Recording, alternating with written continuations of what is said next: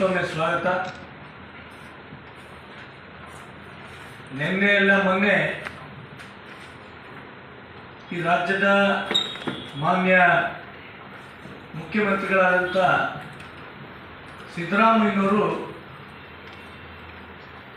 ವಾಲ್ಮೀಕಿ ಒಂದು ಸಭೆಯಲ್ಲಿ ಮಾತಾಡೋಂಥ ಸಂದರ್ಭದಲ್ಲಿ ಕುರುಬ ಸಮಾಜವನ್ನು ಎಸ್ ಟಿ ಮೀಸಲಾತಿಗೆ ಸೇರಿಸಲಿಕ್ಕೆ ಹೋರಾಟ ನಾನು ಮಾಡಲಿಲ್ಲ, ಅದು ಮಾನ್ಯ ಈಶ್ವರಪ್ಪನವ್ರು ಮಾಡಿದ್ರು ಅಂತ ಅವರು ಆ ಸಭೆ ಮುಖಾಂತರ ಹೇಳಿರೋದು ನಿಜಕ್ಕೂ ಕೂಡ ನಮ್ಮೆಲ್ಲರೂ ಕೂಡ ತುಂಬ ಸಂತೋಷ. ಮತ್ತು ಮಾನ್ಯ ಸಿದ್ದರಾಮಯ್ಯನವರಿಗೆ ಹೃದಯಪೂರ್ವಕವಾದಂಥ ಅಭಿನಂದನೆಯನ್ನು ಸಲ್ಲಿಸಲಿಕ್ಕೆ ನಾನು ಇಷ್ಟಪಡ್ತಾ ಇದ್ದೀನಿ. ಯಾಕೆ ಈ ಮಾತನ್ನು ಹೇಳ್ತಾ ಇದ್ದೀನಿ ಅಂತಂದರೆ,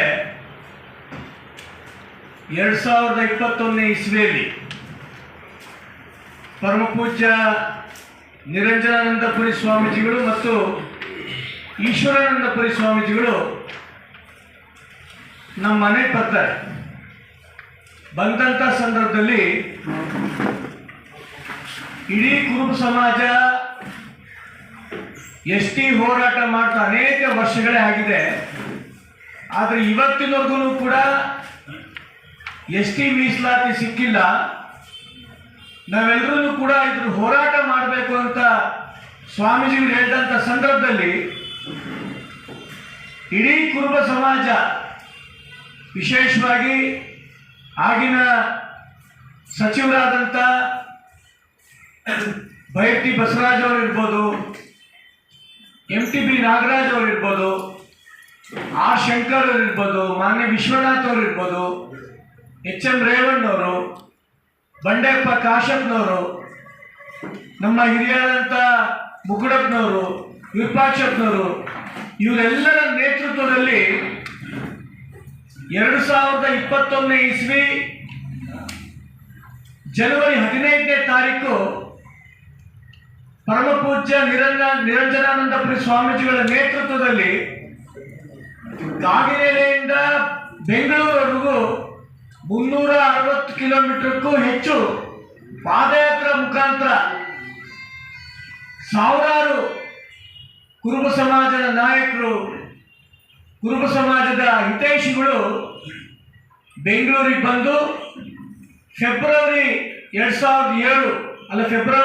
2021 7ನೇ ತಾರೀಕು ಸುಮಾರು 5 ರಿಂದ 6 ಲಕ್ಷಕ್ಕೂ ಹೆಚ್ಚು ಸಮುದಾಯದ ಎಲ್ಲ ಬಾಂಧವರು ನಾವೆಲ್ಲರೂ ಕೂಡ ಆ ಒಂದು ಸಭೆಯಲ್ಲಿ ಭಾಗವಹಿಸಿದ್ವಿ. ಆ ಸಭೆಯ ಮುಖಾಂತರ ಆಗಿನ ಮುಖ್ಯಮಂತ್ರಿಗಳಾದಂಥ ಬಸವರಾಜ ಬೊಮ್ಮಾಯಿ ಅವರಿಗೂ ಕೂಡ ನಾವೆಲ್ಲರೂ ಕೂಡ ಮನವಿ ಮಾಡಿದ್ವಿ. ಎಸ್ ಟಿ ಮೀಸಲಾತಿ ಕುರುಬರಿಗೆ ಕೊಡಂತ ಶಿಫಾರಸನ್ನ ತಾವು ದಯಮಾಡಿ ದೆಹಲಿ ಕಳಿಸ್ಬೇಕು ಅಂತ ನಾವೆಲ್ಲರೂ ಕೂಡ ಕಳಕಳಿಯಿಂದ ವಿನಂತಿ ನಾವು ಮಾಡ್ಕೊಂಡಿದ್ವಿ. ಅದಾದ ನಂತರ ಮಾರ್ಚ್ 2021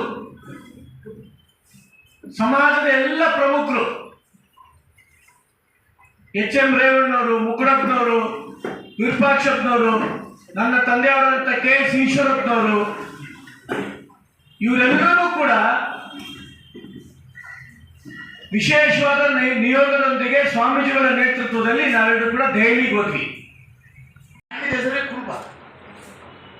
ಸೊ ಇದನ್ನೆಲ್ಲ ನಾನು ಹೇಳ್ತಾ ಇದ್ದೆ, ನಾನು ಮುಂದೆ ಬೇಡ, ನಿಮಗೆಲ್ಲ ಗೊತ್ತಿದೆ.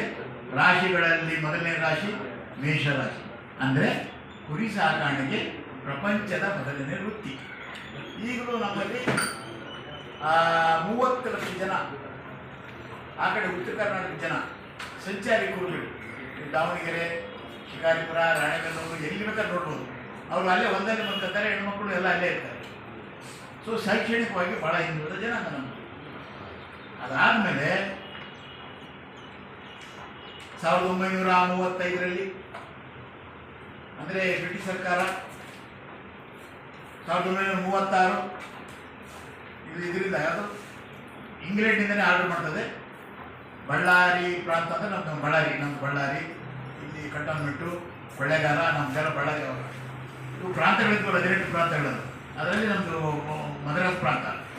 ಕುರುಮನ್ ಎಸ್ ಟಿ 1950ರಲ್ಲಿ ಸ್ವಾತಂತ್ರ್ಯ ಬರ್ತದೆ. ಅಂಬೇಡ್ಕರ್ ಅವರು ಗೊಂಡ, ಬಾಂಬೆ ಕರ್ನಾಟಕ ಮತ್ತು ಹೈದರಾಬಾದ್ ಕರ್ನಾಟಕ, ಕಾಡು ಕುರುಬ, ಜೇನು ಕುರುಬ, ಮೈಸೂರು ಪ್ರಾಂತ, ಕುರುಮನ್ ನಾನು ಹೇಳಿದ ಮದ್ರಾಸ್ ಪ್ರಾಂತ. 1951ರಲ್ಲಿ ಕಂಟಿನ್ಯೂ ಆಗ್ತದೆ. 1956ಕ್ಕೆ ಏಕೀಕರಣ ಆಗ್ತದೆ. ಆಗ